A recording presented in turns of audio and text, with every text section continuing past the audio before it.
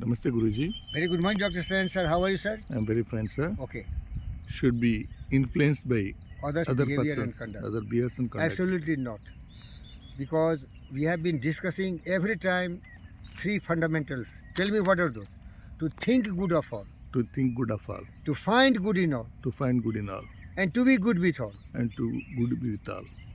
This is really the universal truth. And if a wise man who called himself a yogi, a disciplined mind, should not deviate from the three fundamentals. Others what they are doing, others what they are thinking, we have no control on them.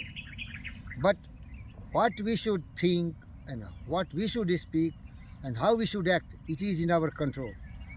It is something like if we are sowing the right seed of thought in our mind, just like a right seed of mango in our land, a right seed of thought, pure thought in our mind, we will get the right product. The right result will come. Because we are not responsible for others' behavior, others' conduct. But it is very difficult to practice. These three fundamentals are the portals of heaven. And the person who is practicing this, to think good of all, to find good in all, and to be good with all, he will never suffer. Suffering is because of your impure thoughts. Because if you have impure thoughts, that is five fundamentals: greed, anger, hatred, jealousy, and cynical thoughts. They are the gates of hells.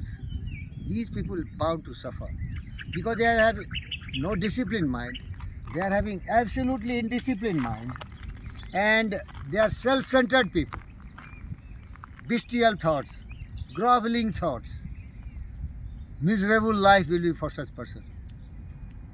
So my friend, what you have asked the question, I should always maintain a dignified thought process in my mind. We also always speak very soothing words, pleasing to others and making us also feel happy. We should conduct guided by our pure thoughts, and we will be the beneficiary ultimately. But it is very difficult. See, the natural law is action and reaction, equal and opposite. Tit for tat, eye for eye, and tooth for tooth. Generally, people become victims of the natural law because the universal law of cause and effect, that is very predominant, absolute, and undeviating. But in spite of that, a wise man will always maintain his dignified. That is called symmetrical and balanced mind. What is that called? Symmetrical and balanced mind. They will follow only the right path. In yoga, we have got Isvara Paridhana, one clause. Means follow the absolute laws, which is good for all, which is not biased, which is not prejudiced. And if you follow that law, you are ultimately going to be the beneficiary. You are going to profit by this, and you will not create any kind of hustle, bustles, or misery, sorrow, suffering, grief in your life. Thought in the mind has made us. What we are by thought was wrought and built. So really we should absolutely stick to the right thought. So that is the answer of your question. We should not be biased because there are so many people illiterate, uneducated, just like cattle. That's why Longfellow wrote a beautiful poem, The Psalm of Life, and there is one stanza. In this world, broad field of battle in the bivouac of life, be not a drum-driven cattle, be a hero in the strife. What is drum-driven cattle?